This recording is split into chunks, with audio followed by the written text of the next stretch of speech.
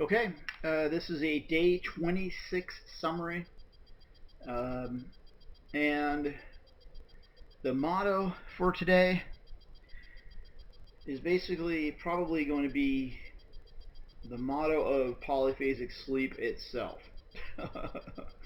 um, and that is anything that can go wrong will.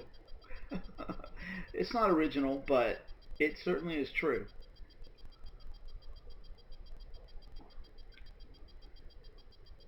I mean, in the last 26 days, I can demonstrate quite a number of things that went wrong that were pretty much beyond my control and just have to go through it. Something new I discovered. It's called, maybe you guys have heard of it, it's called Windows Update. Yeah, and yes, of course, for convenience, I had it set for auto install. No. There's like about 12, 13% chance that it could hit. If it's going to hit on that day, it could hit during one of my naps. In other words, there's like an 88% chance that it won't hit during my naps, but it did, and this had the effect of disabling the alarm. Yep, and so I ended up sleeping on this awesome day 26. I mean, this was going to be the showdown. I was ready to go. Ended up starting off the phase like a champ, and I overslept 5.5 hours. No alarm, and I discovered it was Windows Update that did that because I woke up and the computer was in a monitor. It was in this monitor mode.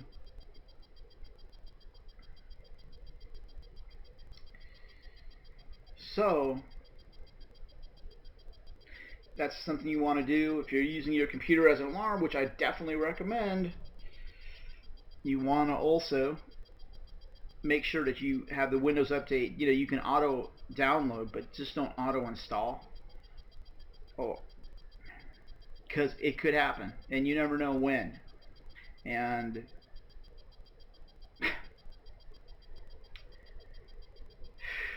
anyway, so the rest of the sleep phase, there was a no sleep at 3 p.m., which is great. I love that.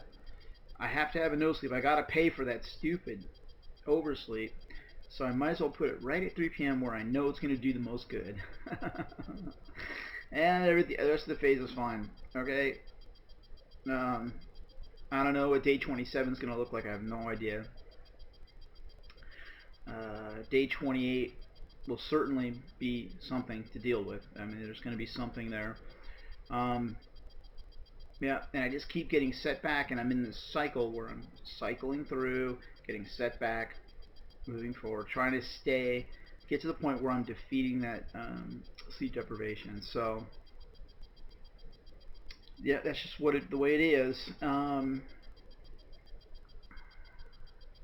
The only other thing to change was that for this last phase, I decided to use pink noise um, as my, because I always put some sort of audio out there through my speakers so that background noise is cut off, or at least its effect is nullified um, while I fall asleep, because sleep is so important. I need a sound barrier in order to protect every moment that I have my head down on that pillow.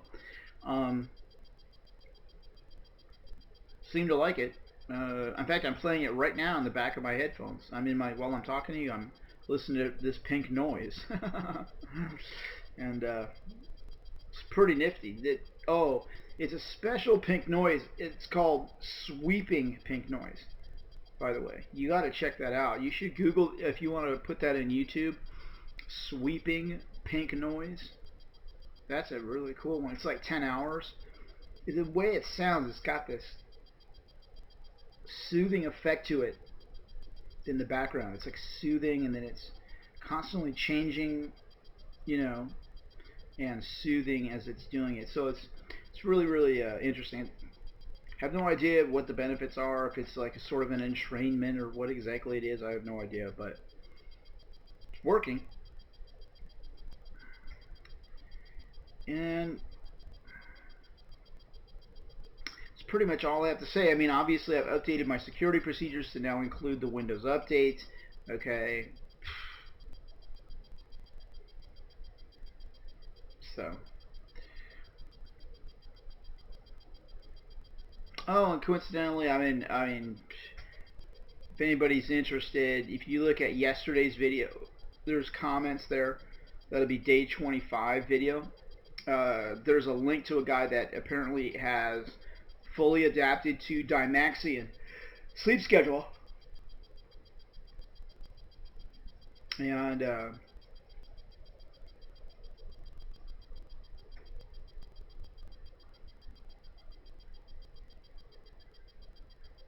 pretty cool. I personally don't mind taking naps every 4 hours, and the fact is you can move them forward and backward, as you go.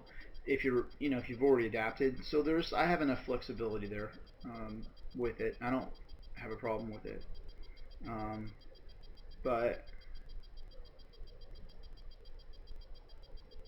it's obviously more flexible, and the reason then so yeah, I mean it makes sense if you have a problem with being able to take 6 naps a day, then yeah, Dymaxion is looks definitely doable.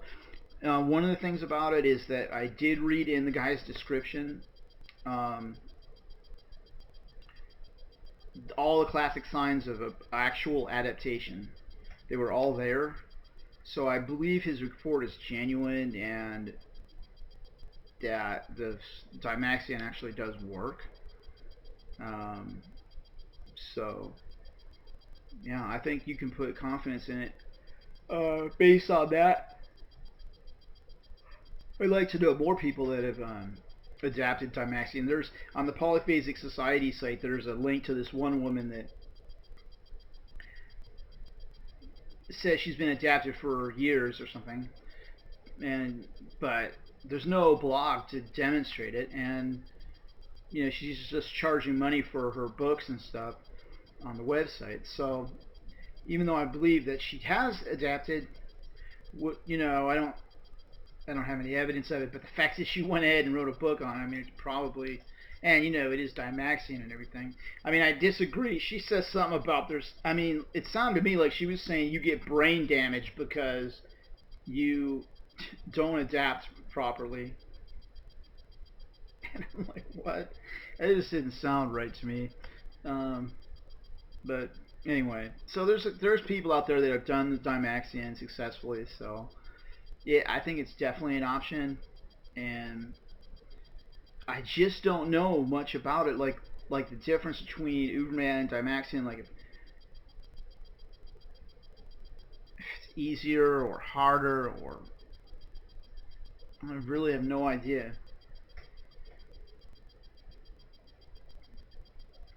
Maybe one day I'll find out or something. I don't know. But there's no doubt that's a niche. That is definitely a niche in polyphasic sleep that needs to be filled. Too many people are doing it. Everyman and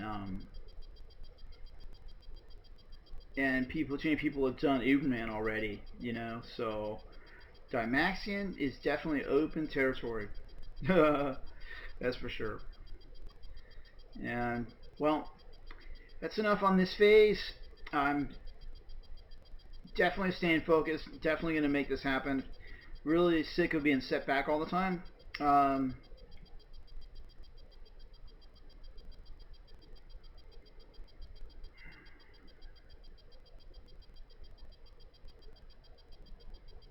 and I know the brain is fighting for me. I know, I'm making progress here. I just need to put the final nail in this coffin. That's what I need to do. So it's set up, ready for me to go. It just, you know, technical errors.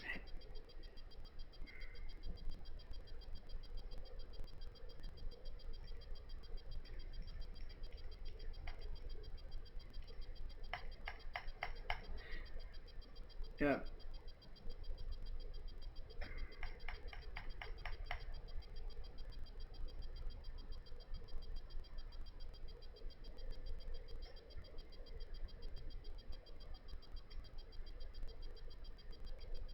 Well, talk to you soon. Thanks for listening.